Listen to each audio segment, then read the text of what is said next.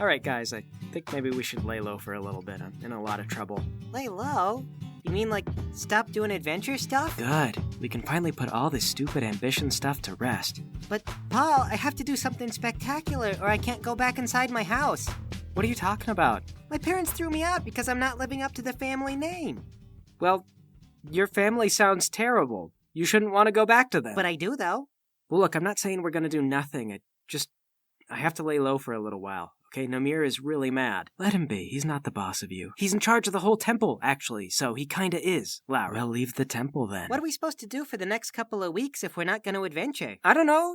Whatever people do over weeks when they don't adventure. I used to read comics, but I left all those at my house, and I can't go back in until I become a big adventurer. Buy new comics? I don't have any money. Then use your imagination to create your own stories in your head, Elvis. We were given imaginations for a reason. Comic books are just holding you back. I've tried that, but all I can imagine are books that I've already read. See, and that's because you've spent too much time reading other people's stories and not making your own. See, this is why my parents threw me out, too. Because I was spending too much time learning how to be an adventurer and not doing adventure. Still, you should abandon your family. They're holding you back. Okay, I'll think about it. So what do you guys do for the next couple of weeks? Are we taking downtime? Yeah, unless you guys want to do anything. Unless I get a compelling argument otherwise, I'm gonna try to let the heat blow over. I got something I want to do. All right, Elvis, what's up? I'm going to go back to my house. All right, yeah, your parents live kind of in this district. It's a nice area. It's not a far walk, and you eventually find yourself in front of your old house. I knock on the door. Your mom answers the door. She goes, "Oh, Elvis, honey!" Oh, now, I'm not allowed to let you inside. I know, Mom. Unless you plan to kill me and take our house for yourself. No, Mom, I didn't come to fight you to the death. Have they made songs about you yet? No, Mom. She gives you a hug.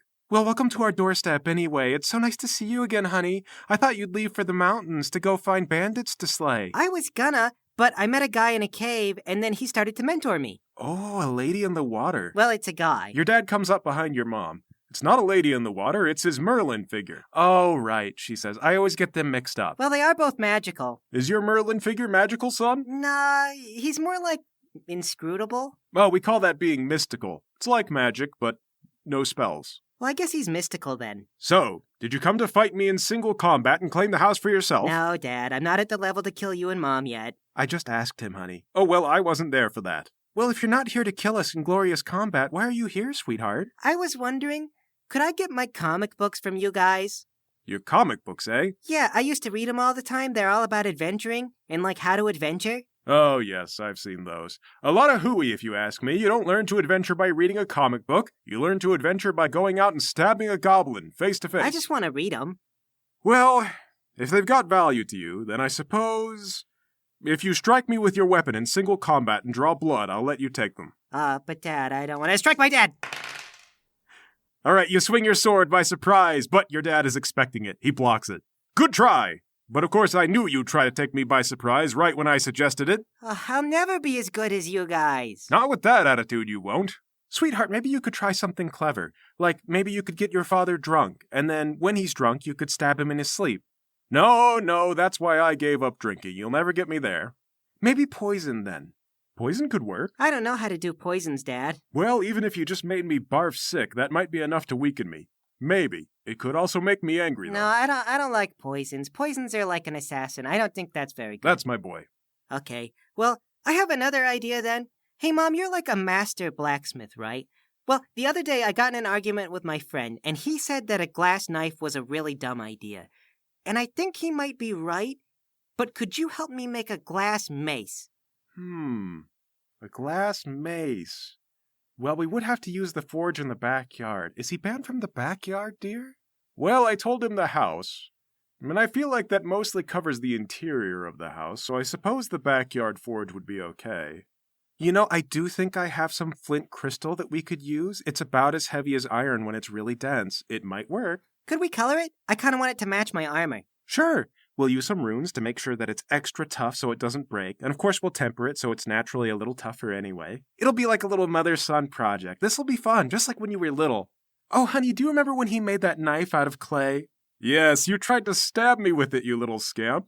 Couldn't, though. I was 5, Dad. Oh, and then you made that clay knife of your own, and the two of you had knife fights all day long. Okay, I'm gonna get all teared up. Come on, let's go out back. Let's make your mace. So how is the adventure, son?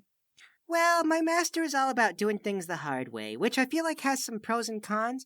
I don't fully understand everything they're saying, but, they're mystic. Yeah. They're always yeah. hard to understand. But at some point, it's all gonna click, like right at a crucial moment. Of course, that's how the best teachers work. They're completely inscrutable until right when you need the information. Just I don't know when that's gonna be. Well, have you met a girl or anything yet?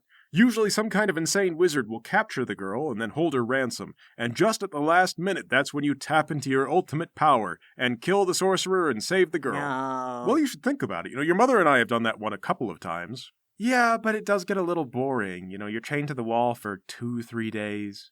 I suppose that's true. It's kind of boring for your partner. Of course, then you did burst in all naked and covered in blood. Almost made it worth it.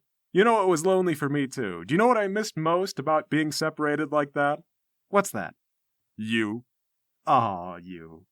Still, though, just one of those times I would have liked to be the one saving you. Well, you've saved me lots of times. What about the mind hex? Oh, that was just emotional support. Well, it was, but that was crucial to my success. I couldn't have done it without you. But I didn't get to solve any dungeon puzzles or kill any goblins or anything. Well, you did kill the demon, but I guess that is true. Still, though, I don't know if I could tolerate being tied up for 2 or 3 days. Well, picture this. Imagine me bursting through the door, but naked and covered in blood. I could maybe see myself getting along with that. I could tell the evil sorcerer the whole time, any minute now, my wife is going to burst through that door, and you're going to see that I've won. I love you. I love you, too. Mom and Dad, this sounds like a really good conversation topic, but I've got a different one if you want. Fascinating. Consider me intrigued. So when I was down in the dungeon, I met this guy named Chip Dougal. Do you know anything about him? Sure. He's at the top of the adventuring guild. We knew that. He doesn't seem to like us very much, though. That's not good. Though Chip, as I understand, used to be a bit of a loner. He's only made friends as a result of joining the guild. Yeah, he's very much a politics kind of guy. Solves things with words rather than violence. Says violence is boring because it's so easy. Oh gosh, I'm not sure if I know how to deal with that. Yes, the words guys are always tough customers. If we had to fight him, could we? Oh, son, well, if you can't fight me, I don't know if I would try to fight Chip Dougal. I hear that he used to go and fight entire bandit fortresses on his own before he joined the guild. And the guys in his gang, they're not exactly pushovers either. I've heard the only person who knows more about magic than Wayne Peck is Anaphades Raw. Some would say Rahab is above him, but Rahab is kind of a businessman, which is code for liar. Yes, Rahab is very good at the magic of promises, not so good at the practice of magic. Who's Anaphades? The head of the curator's office. Oh, and what does he do again? He knows secrets, son. And it's a secret exactly how many secrets he knows. He's been alive for longer than anyone is sure of. Since before the founding of the city. We know he has the secret of eternal youth, although he must have found it late in life because he still looks kind of old. Or he's a lich and he's faking it. I've always wondered about that myself. Is that allowed? Can you be a lich? No, it's very illegal. I've been told that one of the secrets to becoming a lich, and I'm not sure if this is true, is that you have to collect a gallon of orphan tears. Do you know how hard it is to collect a gallon of orphan tears? You have to make the orphans cry. And a normal crying session doesn't produce that many tears, so you have to be able to do it over and over again on a mass level. It's pure evil, son. So Chip's friend Wayne is as strong as a guy who's, eternally youthful? He's kind of like a genetic freak. I mean, he's just gifted with magic. He has a lot of raw magical energy. That did lead him to study more of it, though. Yeah, success probably really encouraged him to study. Okay, so he's friends with an ultra-mega sorcerer. What about his other friends? Well, there's also Rox Bennigan, the best lawyer in the known world. If you believe the myth that he exists, they say he only appears when he's needed to settle a lawsuit. Oh, I met him. You met Rox Bennigan? Yeah, he got us out of jail. You were in jail? It was for adventure stuff. Oh, okay then. That's fine. That's always fine. He has diamonds for eyes. Well, all I know about Rox is that he's a very, very good lawyer, and that he answers to Chip. Okay, so we're also defeated socially. What about the last guy? Omar Hubbard. Oh, you dropped that name ominously. Yes. Omar is a black-hearted killer, but one of the most deadly that I've ever met. They say he absorbs the strength of every man he kills, and he's been killing for a long time. That is only a legend. Your mother's right, it's only a legend. I don't know how much truth there is in that, but the fact remains, Omar is a dangerous fighter indeed. He can punch right through steel and squeeze the life out of a grizzly bear. He doesn't talk much, he doesn't care who you are, and as far as I can tell, he doesn't have much fun. In fact, Omar is one of the reasons I never team up with Chip's group. Feels like that man's trying to fill a hole by devouring the life around him. Okay.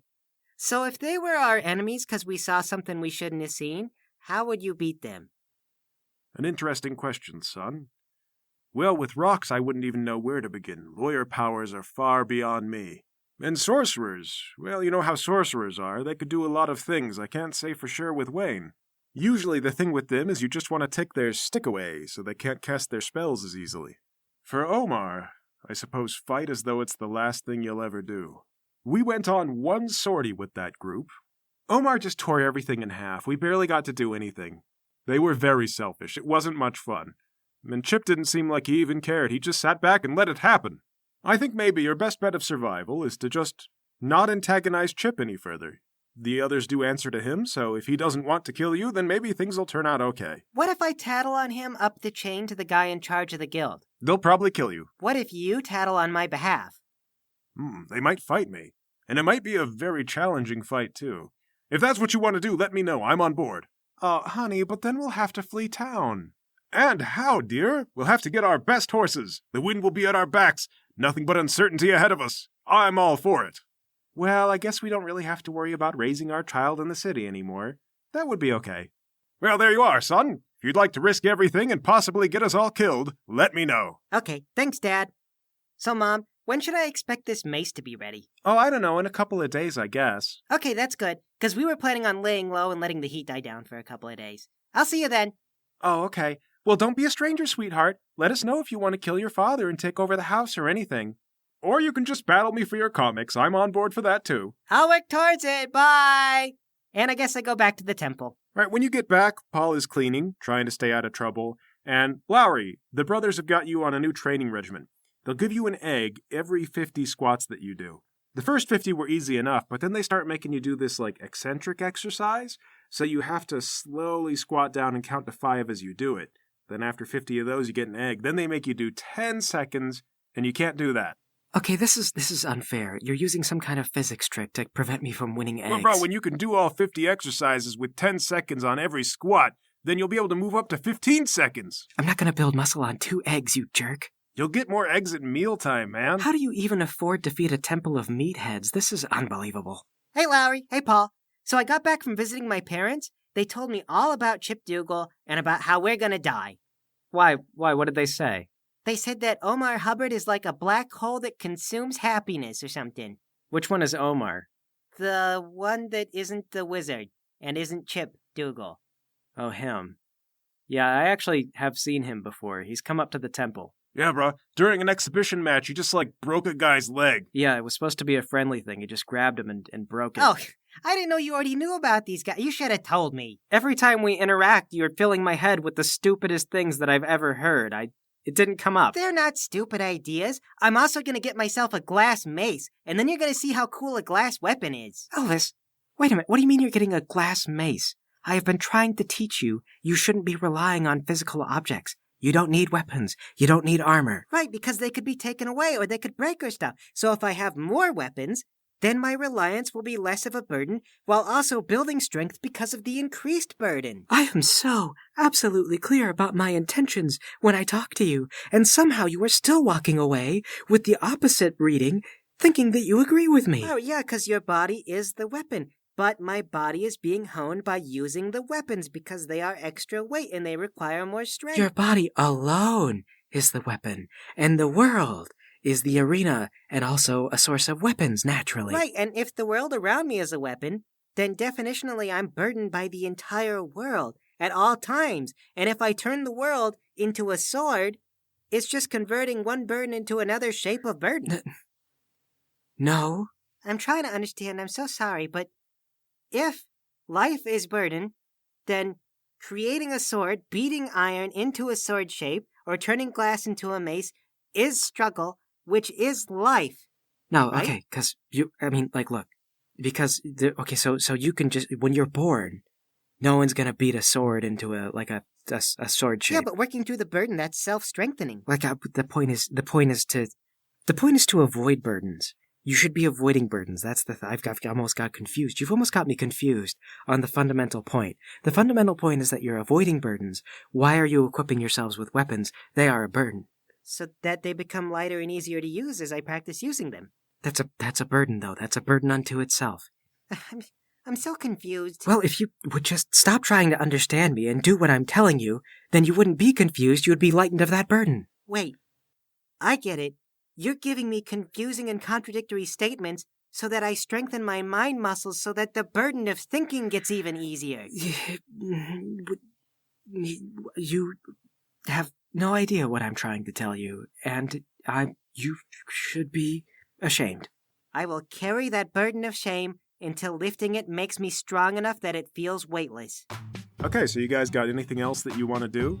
No, I'm done. Just argue with Elvis. All right, Paul, then in a couple of days, Namir walks in on your bedroom and he says, Paul, we need to talk.